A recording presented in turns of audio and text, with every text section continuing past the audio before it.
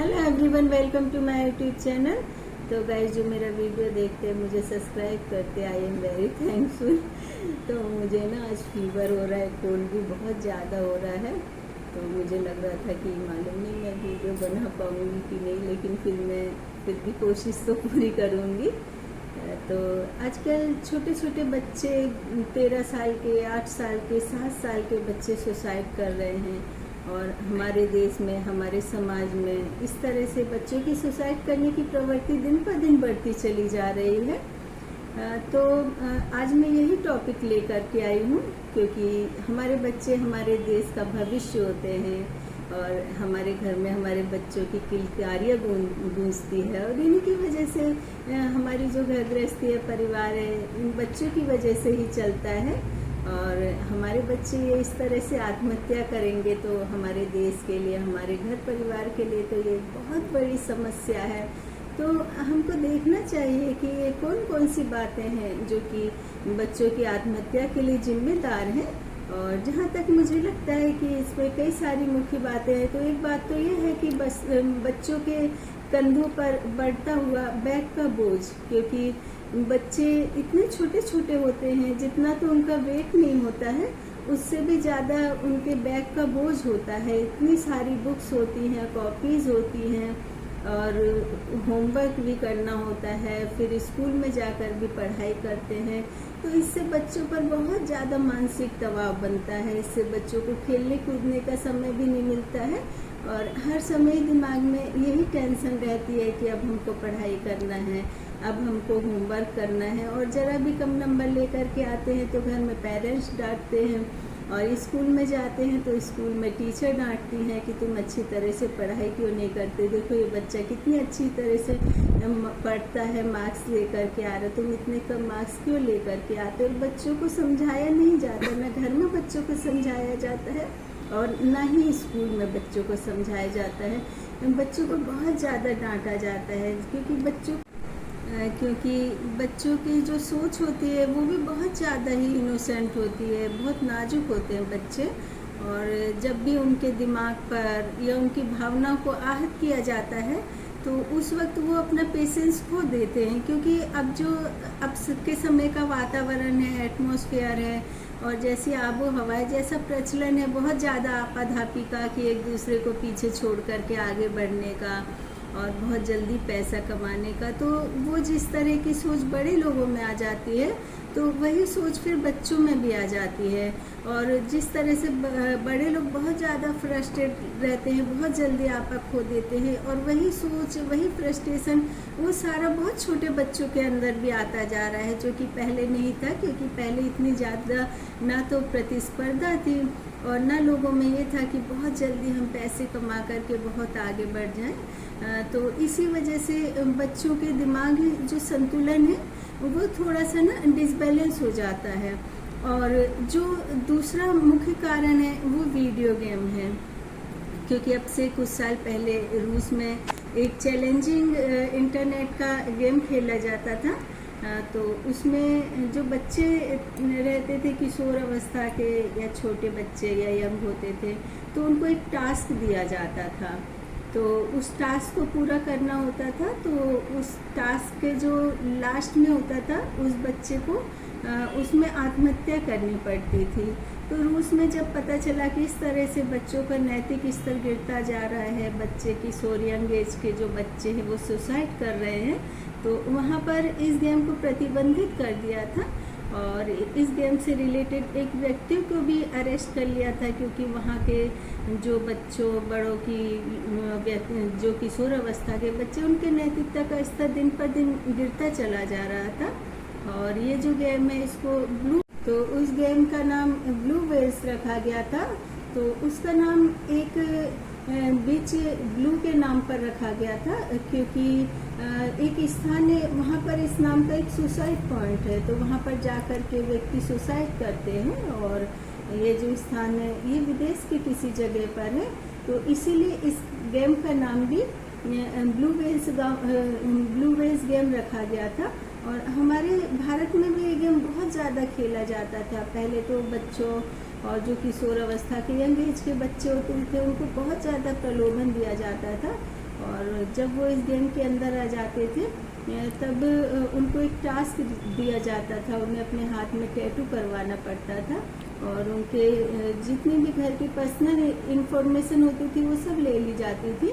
और फिर उनका जब टास्क शुरू होता था तो उनको पहले टास्क से लेकर के लास्ट का जो टास्क होता था ना, बहुत टॉर्चर किया जाता था उनको, और इतना टॉर्चर किया जाता था कि वो बच्चे हमेशा बहुत ज़्यादा टेंशन में रहते थे, लेकिन वो अपने माता पिता को नहीं बता सकते थे, क्योंकि कहा जाता था कि यदि तुमने अपने माता पिता को बताया तो हम तुम्हारी फैमिली को ख़त्म कर देंगे। और जो वो लास्ट का टास्क होता था वो तो बहुत डेंजरस होता था। उसमें तो उनसे कहा जाता था तुम्हें सुबह 4:30 बजे उठना, या किसी बहुमंजिला इमारत पर जाना है, वहाँ से कूदना है, या फिर किसी क्रेन पर खड़े होकर के वहाँ से कूदना है। तो इस तरह इस गेम में बहुत सारे बच्चों ने सुसाइड की थी। तो हमारे भारत में भी फिर इस गेम को प्रतिबंधित कर दिया गया था। लेकिन यहाँ पर मैं ये कहना चाहूँगी तो कि हमारे देश में कोई भी घटनाएं होती हैं बच्चों के साथ में, यौन शोषण होता है या बच्चे आत्महत्या करते हैं किसी वजह से, तो हम प्रशासन को जिम्मेदार ठहराते हैं, रोड जाम कर देते हैं, प्रोटेस्ट करते हैं। और विदेशों में ये रूल है कि यदि किसी भी बच्चे के माता पिता अलग रह रहे हैं, बच्चों की परवरिश ठीक से नहीं कर पा रहे हैं और बच्चा क्लास में बहुत टेंशन में है, परेशान है, तो वहाँ की जो प्रशासन, पुलिस प्रशासन होता है ना, वो बच्चों को अपनी कस्टडी में ले लेता है। फिर उस बच्चे को किसी गोद लेने वाली संस्था को दे दिया जाता है, और वहाँ से कुछ ऐसे माता पिता होते जिनके बच्चे नहीं होते तो वो उन बच्चों को ले जाते। लेकिन बहुत अच्छी बात है कि हमारे भारत में इस तरह का रूल नहीं है, और ना ही इस तरह का कोई कठोर कानून बनना चाहिए, क्योंकि हम माता पिता जो होते हैं वो अपने बच्चों के लिए बहुत त्याग करते हैं। कुछ भी हम सारा कुछ अपने बच्चों के लिए छोड़ सकते हैं। तो हम माता पिता को इस बात का ध्यान रखना चाहिए कि यदि हमारे बच्चे स्कूल में पढ़ रहे हैं तो उनके फ्रेंड किस तरह के हैं, और या फिर हमारे बच्चे घर में तो आस पड़ोस में किन बच्चों के साथ खेल रहे हैं। यदि हमारे बच्चे कभी टेंशन में बैठे हुए हैं, कुछ होमवर्क वगैरह नहीं कर रहे, पढ़ाई नहीं कर रहे, तो हमको पूछना चाहिए कि क्या बात है। और यदि आप गुस्से में पूछेंगे तो नहीं बताएंगे, जब तक आपके बच्चे नहीं बता देते तब तक आपको पूछना चाहिए। क्योंकि मेरे बच्चे जब बहुत छोटे थे ना, कभी टेंशन में रहते थे, मुझे लगता था कि इनको कोई परेशानी है, तो मैं उनसे पूछती थी, मैं बोलती थी बताओ बेटा, तुम्हें चॉकलेट दूंगी, कुरकुरे चिप्स वगैरह दूंगी, शाम को तुम्हारे साथ पार्टी करूंगी। तो फिर मेरे बच्चे ना मुझे सब बातें बता देते थे, और मैं अपने बच्चों के साथ हमेशा एक फ्रेंड की तरह ही रही हूँ। और मैंने जो अपनी लाइफ में सबसे ज़्यादा टाइम दिया है तो मैंने अपने बच्चों को ही सबसे ज़्यादा टाइम दिया है। और क्योंकि बच्चे हमारी बहुत बड़ी जिम्मेदारी होती है, और बच्चों का हर तरह का जो रोल है, हम दोस्त का रोल हो, कोई भी, हम माता पिता ही वो रोल को निभा सकते हैं। और मैं एक बात और भी कहना चाहूँगी कि बच्चों को जैसे स्कूल में टॉर्चर किया जाता है, कई गरीब बच्चे होते हैं, टाइम पर फीस नहीं जमा कर पाते, और या फिर उनके स्कूल खुलते तो उनकी पूरी ड्रेस तैयार नहीं हो पाती है, और वो स्कूल जाते हैं तो सभी बच्चों के सामने उनकी इंसल्ट की जाती है, या फिर उनको स्कूल से घर भेज दिया जाता है। तो मुझे लगता है कि स्कूल में थोड़ा सा इस बात का ध्यान रखना चाहिए कि यदि कोई गरीब बच्चा है, उसकी ड्रेस नहीं बन पाई है, तो 1 या 2 ड्रेस बच्चों की, या फिर 10 बच्चे हों तो उनकी ड्रेस का जो इंतजाम है स्कूल के टीचर, प्रिंसिपल सब मिल करके कर सकते हैं। बुक्स वगैरह भी उन्हें फ्री दे सकते हैं। और कई बार इसी तरह के दबाव में बहुत गरीब बच्चे होते जिनके माता पिता मजदूर होते, मजदूरी पे जाते हैं, वो अपने माता पिता को भी नहीं बता पाते हैं और घर में आकर के सुसाइड कर लेते हैं। और जो बच्चों के एक सुसाइड करने का कारण है वो परिवारों के पृथकीकरण का भी है, क्योंकि पहले तो जॉइंट फैमिली रहती थी, तो जॉइंट फैमिली में बच्चों की परवरिश भी अच्छी हो जाती थी, उन्हें संस्कार भी अच्छे मिलते थे। लेकिन अब तो सेपरेट फैमिली है, उसमें भी पेरेंट्स ज़्यादातर जॉब वाले होते हैं, या तो बच्चों को क्रेच में छोड़ देते हैं या फिर किसी एक रिश्तेदार के घर में छोड़ देते हैं। तो इस तरह से भी बच्चों पर बहुत ज़्यादा मानसिक दबाव पड़ता है, क्योंकि माता पिता को अपने बच्चों के लिए बिल्कुल भी समय नहीं मिल पाता है। और अभी कुछ दिन पहले एक 13 साल के बच्चे ने सुसाइड की थी अपने जन्मदिन के ठीक एक दिन पहले, और उस बच्चे के माता पिता दोनों अलग रहते थे, और उसकी मदर अभी कुछ दिन पहले ही दुबई चली गई थी, और 9th क्लास का वो बच्चा था, और उसने पंखे से लटक करके सुसाइड कर ली थी।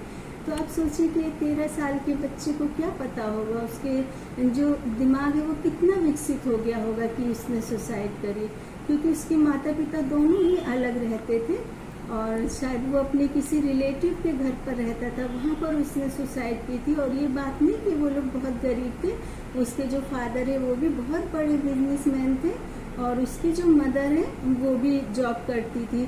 तो आप सोचिए, जो सबसे बड़ी जिम्मेदारी होती है वो हम माता पिता की होती है ना। हमको सब तरफ देखना चाहिए कि हमारा बच्चा सेफ होना चाहिए, क्योंकि जो हम माता पिता होते हैं ना, हम अपने बच्चों के लिए एक सुरक्षा कवच की तरह होते हैं। हम उनको ना चारों तरफ से एकदम सेफ करके रखना चाहते हैं। जब तक हमारे बच्चे छोटे तो हमको इस तरह से रखना पड़ेगा उनको। और स्कूल में भी ज़्यादा से ज़्यादा देखिए, अब तो यौन शोषण के मामले भी बच्चों में बढ़ते चले जा रहे हैं। स्कूल में स्कूल के जो बस ड्राइवर होते हैं, या फिर स्कूल के अंदर स्कूल के वर्कर्स वगैरह होते हैं, तो वो इस तरह के यौन शोषण के जो कृत्य हैं वो कर रहे हैं। तो स्कूल में जो स्कूल के ऑनर होते हैं, उन्हें भी जो भी जॉब के लिए आते हैं, छोटे कर्मचारी आते हैं या गेट कीपर वगैरह होते हैं, तो सबसे पहले उनका चेकअप करवाना चाहिए कि इनका मानसिक संतुलन ठीक है, ये किसी तरह का इन्होंने कभी गलत कार्य तो नहीं किया है, या फिर ये नशा वगैरह तो नहीं करते हैं। सब कुछ देखने के बाद ही उनको जॉब पर रखना चाहिए, क्योंकि हमारे बच्चे यदि घर से जाते हैं, स्कूल में जाते हैं, तो स्कूल भी उनका एक शिक्षा के घर की तरह ही होता है। और हमारे बच्चों का इस तरह से स्कूल में यौन शोषण होगा या फिर उन पर मानसिक दबाव बनाया जाएगा, तो ये तो हमारे बच्चों के लिए बहुत ज़्यादा घातक होगा। तो मैं एक घटना बताती हूँ, काफ़ी साल पहले की एक बच्ची थी, वो बच्ची बस में बहुत ज़्यादा बीमार रहने लगी, तो फिर स्कूल में गई, स्कूल में जा कर के बेहोश हो गई, तो उसको डॉक्टर के यहाँ पर ले जाया गया। तो फिर डॉक्टर ने कहा इसके पेरेंट्स को बुला। जब इसके पेरेंट्स को बुलाया गया तो उसके पेरेंट्स से कहा कि तुम किस दुनिया में रहते, तुम्हारे बच्चे का 1.5 साल से रेप हो रहा है, तो तुम लोगों को इतना भी नहीं पता, तुम्हारी 5-6 साल की बच्ची है, इसकी क्या कंडीशन हो गई है। और जो रेप करने वाला था वो बस वाला था। तो आप ये सोचिए, इतने छोटे लोग जो हैं बस वाले, कितने छोटे स्तर के होते कि हमारे बच्चों को स्कूल ले जाने और छोड़ने का कार्य करते हैं, और ये लोग इस तरह का कार्य, इतना बड़ा, इतना खतरनाक काम करते हैं। तो इनका यदि हम माता पिता पूरा ध्यान देते रहेंगे, तो इन लोगों की, रिक्शे वालों की, ऑटो वालों की, या फिर स्कूल के जो कर्मचारी हैं, उनकी इतनी हिम्मत बिल्कुल भी नहीं हो सकी। जब उन्हें पता चलेगा कि हम अपने बच्चों का पूरा ध्यान रखते हैं, तो वो लोग इस तरह की हरकतें बिल्कुल भी नहीं कर सकेंगे। और कुछ समय पहले एक शक्तिमान सीरियल आता था, तो सीरियल देखकर भी बच्चे बहुत ज़्यादा खतरनाक स्टंट वगैरह करते हैं। तो शक्तिमान सीरियल देख करके बच्चे शक्तिमान की ड्रेस पहन करके छत से जंप लगा जाते थे, तो इसमें भी कई बच्चों की डेथ हुई है। और फिर इस सीरियल को भी प्रतिबंधित कर दिया गया है। और कुछ समय पहले एक बच्चे ने कोई क्राइम सीरियल देखा, और उसको देख करके उसको पता नहीं था, उसने अपनी बच्ची को, उसने अपनी बहन के गले में सुतली बांध दी, और सुतली बांध करके खींचने लगा। अब उसको नहीं पता क्या हो गया। फिर जा करके उसने अपनी मम्मी से कहा, मम्मी देखो बहन सो गई है, उठ नहीं रही है। और जबकि उस बच्चे को बिल्कुल भी नहीं पता था कि मेरी जो बहन है इसकी डेथ हो गई है।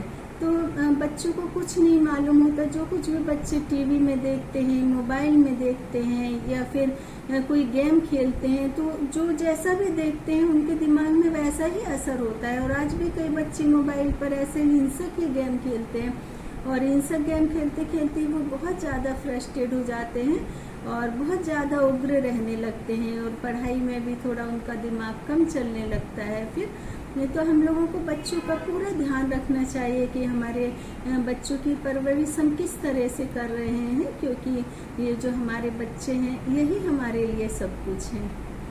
और अभी कुछ दिन पहले एक यूट्यूबर के चैनल को ब्लॉक कर दिया गया था। वो इसलिए किया गया था क्योंकि वो यूट्यूब चैनल पर ही छोटे बच्चों के यौन उत्पीड़न पर उकसाने वाली वीडियो डालती थी। तो आप देखिए कि जब हम यूट्यूब चैनल पर या इंस्टाग्राम पर वीडियो बनाते तो वो पब्लिक तक जाती है और वो वीडियो सभी बच्चे भी देखते हैं। तो सिर्फ एक पैसे कमाना या किसी को डराना धमकाना, किसी को दहशत में देखते रहना, ये सब कुछ नहीं होता है। क्योंकि हम कुछ भी करना चाहते हैं तो हमको ये सोच के करना चाहिए कि हम जो कुछ भी कर रहे हैं वो सबसे पहले दूसरों को अच्छा लगना चाहिए। दूसरों को अच्छा लगेगा वो तभी हमको अच्छा लगेगा। और इस तरह से यूट्यूब पर यौन उत्पीड़न के वीडियो डालना, बच्चों को उकसाने वाले वीडियो डालना, और ये तो अच्छा है कि यूट्यूब पर इंस्टाग्राम पर बहुत जल्दी इन बातों की नज़र रखी जाती है और फिर उस चैनल को ब्लॉक कर दिया जाता है।